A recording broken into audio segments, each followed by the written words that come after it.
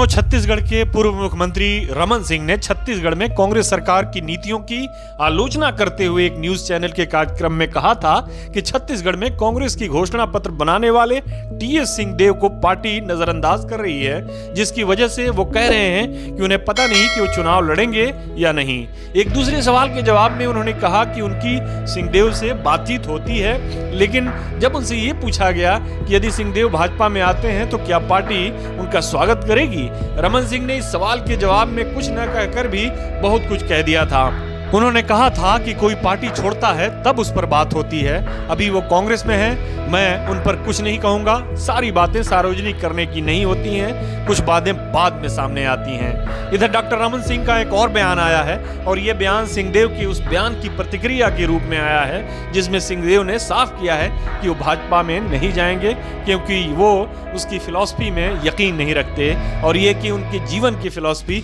BJP की philosophy से बिल्कुल अलग है। ख्याल रहे कि सिंहदेव का यह बयान रमन सिंह के पहले वाले बयान के बाद आया था, जिसको लेकर ये अटकलें लगाई जा रही थीं कि सिंहदेव और बीजेपी में कोई डील चल रही है और चुनाव करीब आते ही वो बीजेपी में शामिल हो जाएंगे। बहरहाल टीएस सिंहदेव के भाजपा में नहीं जाने वाले बयान के बारे में जब रमन सिंह से उनकी प्रतिक्रिया मांगी गई तो उन्होंने कहा कि बीजेपी का बड़ा साफ लक्ष्य है और साफ सिद्धांत है, बीजेपी के दरवाजे सबके लिए खुले रहते हैं, भारतीय जनता पार्टी निमंत्रण देने नहीं जाती है किसी के दरवाजे पर कि आप आइए, लेकिन हाँ अगर कोई खुले मन से आता है तो हम उसके लिए दरवाजे खुले रखते हैं। पिछले कुछ महीनों के दौरान भले ही सिंहदेव ने कांग्रेस से अपनी नाराजगी का खुलकर इजहार किया हो, भले ही उन्होंने कहा हो कि वो कार्यकर्ताओं से सलाह मशवरे के बाद ही अपने राजनीतिक जीवन के बारे में कोई फैसला लेंगे, भले ही उन्होंने कहा हो कि उन्हें चुनावी राजनीति में अब ज्यादा दिलचस्पी नहीं है, लेकिन उन्होंने ये नहीं कहा कि वो राजनीति छोड़ रहे हैं या छोड़ देंगे। उनके कांग्रेस छोड़कर बीजेपी, आम आदमी पार्टी और तृणमूल कांग्रेस में शामिल होने की खबरें उड़ाई गईं, लेकिन हर बार उन्होंने इस खबर को आगे आकर रद्द किया। उन्होंने इस बात को भी स्वीकारा कि अरविंद केजरीवाल से उनकी मुलाकात हुई है, लेकिन वो आम आदमी पार्टी भी ज्वाइन नहीं करने जा रहे हैं। बीजेपी के बारे में उन्होंने साफ कह दिया कि वो उसकी विचारधारा में यकीन नहीं रखते और अपने ट्विटर अकाउंट से उन्होंने बीजेपी की नीतियों को निशाना बनाने का कोई भी मौका हाथ से नहीं जाने दिया है।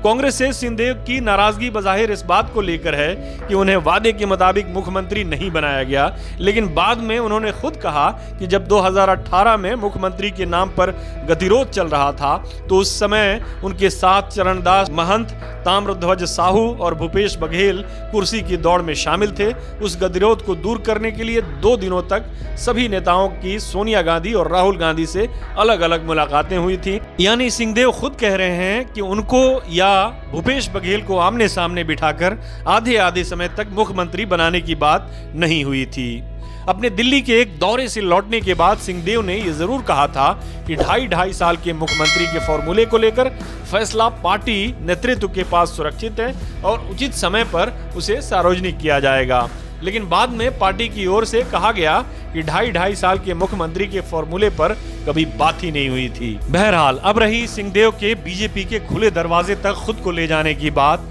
तो ऐसा तो संभव नहीं लगता, क्योंकि खुद ही अपनी पैरवी लेकर जाने का मतलब है कि अपनी हैसियत को कम करना। सिंहदेव कांग्रेस में वैसे भी कोई साइडलाइन नेता नहीं है, वो राज्य में मंत्री हैं और अगर फिर से छत्तीसगढ़ में कांग्रेस वापसी करती है तो ऐसा नहीं है कि उनसे मंत्री पद छीन लिया जाएगा। हाँ, ये जरूर है कि चुनाव में उनके समर्थक नेताओं के टिकट काटने की कोशिश जरूर की जाएगी। जहां तक सिंहदेव का सवाल है, भले ही वो कांग्रेस से नाराज हों, लेकिन उन्होंने अपनी नाराजगी का इजहार एक हद के अंदर ही किया है। उन्होंने खुद कहा है कि वो पार्टी के एक अनुशासित कार्यकर्ता हैं और बगावत उनकी फितरत में नहीं है। राहुल गांधी की भारत जोड़ो यात्रा में शुरू में भी शामिल हुए और उसके समापन के समय कश्मीर में भी राहुल गांधी और प्रियंका गांधी के साथ कदम से कदम मिलाकर चलते दिखाई दिए हैं। इसका मतलब है कि सिंहदेव ने खुद को पार्टी नेतृत्व से दूर नहीं किया है। भले ही वो कह रहे हैं कि उन्हें चुनाव लड़ने का मन नहीं है, लेकिन वो राजनीति से संन्यास लेने नहीं जा रहे हैं। वो चाहते हैं कि आने वाले चुनाव में उनके समर्थकों को भी